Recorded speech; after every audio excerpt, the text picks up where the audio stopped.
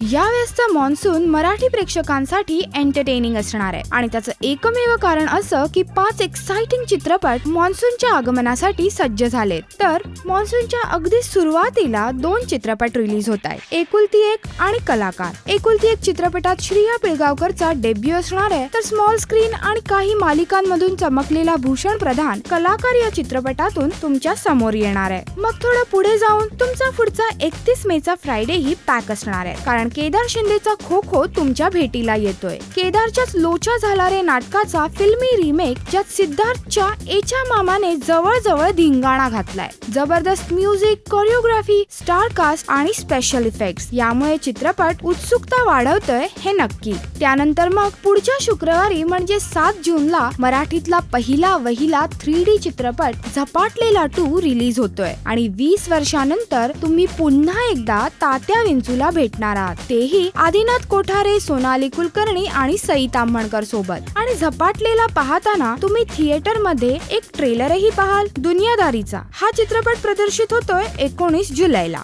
अंकुश, स्वप्नील, जितेंद्र, सुशांत, सई, उर्मिला आणि रिचा या सर्वांचा मिळून हा ईस्टमन कलर पिक्चर असणार आहे। चित्रपटाचे जितके ट्रेलर प्रदर्शित होत आहेत तितकी आपली उत्सुकता वाढत जाते हे नक्की। आपलं मॉन्सूनचं हे फिल्मी टाइम टेबल तयार आहे, पण यापैकी तुम्ही किती चित्रपट पाहायला जाणार आहेत हे नक्की कळवा। राष्ट्रीय मराठी करिता श्वेतांबरा सावंत। नमस्कार, मी श्रिया पिळगावकर।